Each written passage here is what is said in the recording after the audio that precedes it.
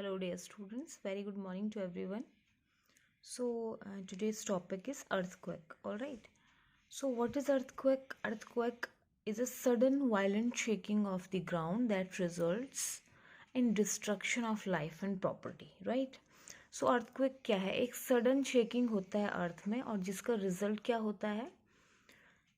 Destruction of life and property. So here in this picture you can actually see the after effects of earthquakes. Everything is broken, so it's a huge loss actually, right? So earthquake में क्या होता है? एक huge loss होता है. इसका result क्या होता है? Obviously है property का loss होता है, life का loss होता है, ठीक है.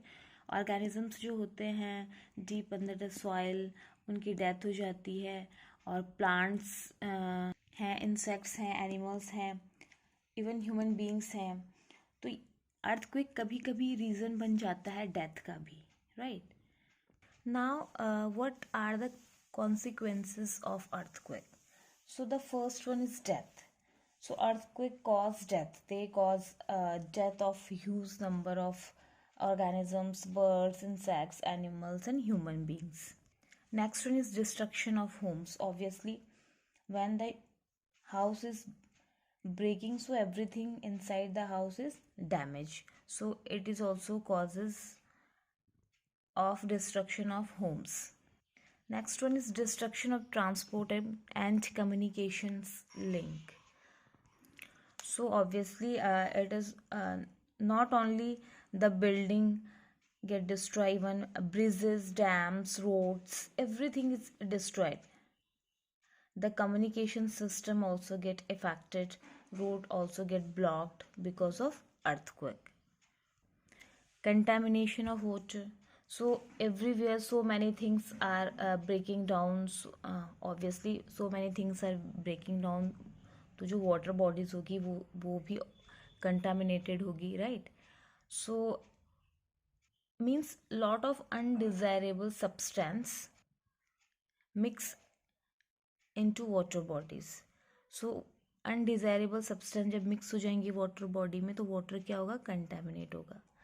ओके, तो ऑब्वियसली वो वाटर को जो भी यूज़ करेगा तो वो कंटेमिनेटेड वाटर होगा. एनिमल्स है, ह्यूमन बीइंग है, तो उससे क्या होगा? ऑब्वियसली डिजीज़ होंगी. Now the next one is causes of earthquake. So if you want to know what are the causes of earthquake, you actually know about structure of the earth. So I hope you have little bit idea about structure of the earth.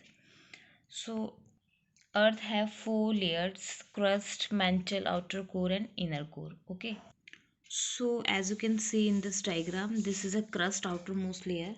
Okay, and crust के बाद जो है वो mantle है, then outer core है, जो सबसे अंदर है वो inner core है. All right. Now if we talk about inner core, so inner core क्या है? एक्सट्रीमली डेंस एंड मोस्टली यहाँ पे जो है ये जो है सॉलिड रहता है, ठीक है ना. और ये कंपोज होता है मेनली आयरन एंड निकल से. And this inner core is extremely hot. सबसे ज़्यादा गर्म होता है, इसका टेम्परेचर काफ़ी हाई होता है, approximate 5500 degree Celsius. Okay, then outer core. उसके बाद में जो है ये आउटर कोर है. एंड जो आउटर कोर है वो कंपोज होता है आयरन से और ये एक्सट्रीमली डेंस होता है but liquid. So outer core is also dense but it is liquid and it is also compose of liquid iron. And here also temperature is high, approximate 5000 degree Celsius. Now the next one is mantle. ठीक है, तो mental जो है कभी कभी ये liquid form में रहता है and this is the thickest layer of the earth and which this is composed of rocks and it is rich in iron and magnesium. And temperature यहाँ पे जो होता है वो 1200 डिग्री होता है. So you see the temperature is decreasing as we coming towards the outer layer, right. यहाँ पे क्या था? 5500 था एंड फिर 5000 था, फिर यहाँ पे 1200 है मेंटल में. Okay, and now the last one is crust. Crust जो है वो आउटर मोस्ट लेयर है, ठीक है ना, और जो मेड अप, जो बनी हुई है प्लेट से, ठीक है ना, ये फ्रेगमेंटेड है with plates. So these plates plays a most important role behind the earthquake. Many plates joins together to form crust and these plates are continual moving, मतलब ये मूव करते रहते हैं. And you know the earth rotating, so this making the plates to move. And I have earlier told you how inside the earth is hot, temperature is high inside the earth, so there is so much heat inside the earth and this heat is responsible for the movement of the plates. जो ये heat है responsible होती है इन plates के movement के लिए.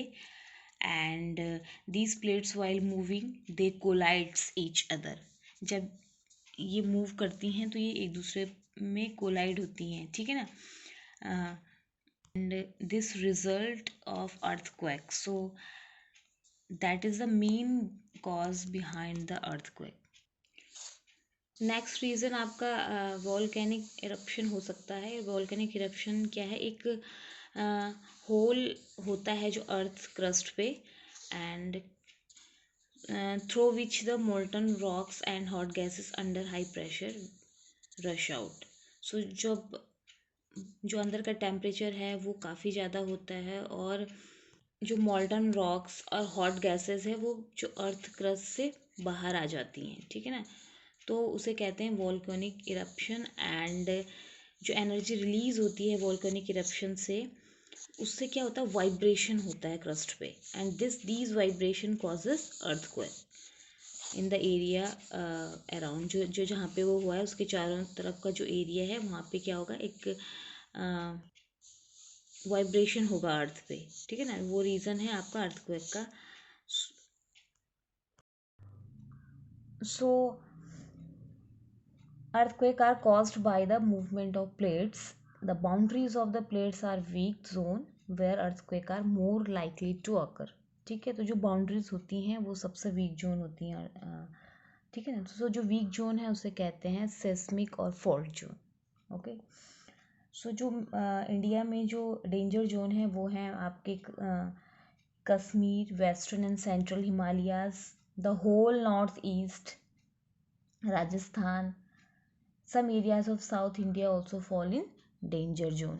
Okay, and the power of an earthquake is expressed in term of a magnitude में express करा जाता है with the help of this scale. उस scale को कहते हैं Richter scale.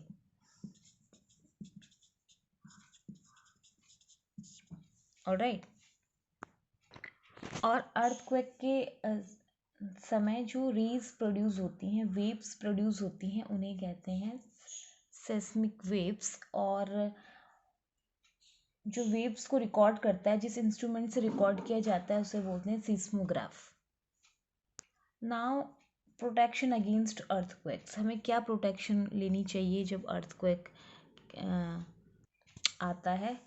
So if you are at home, take shelter under a table and stay there till the shaking stops. Alright, आपने shelter लेना है अंडर द टेबल और वहीं तक रहना है जब तक कि वो शेकिंग जो है स्टॉप नहीं हो जाती. Stay away from tall and heavy objects, obviously, that may fall on you.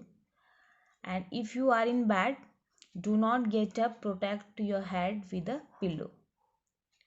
और अगर आप कहीं बाहर हैं तो आपने find a clear spot away from buildings, trees and overhead power lines and drop to the ground. If you are in a car or a bus, do not come out. बाहर नहीं निकलना है. Ask the driver to drive slowly to a car spot. Do not come out till the जब तक कि उस सेकिंग जो है अर्थ की वो स्टॉप ना हो जाए. ऑलराइट,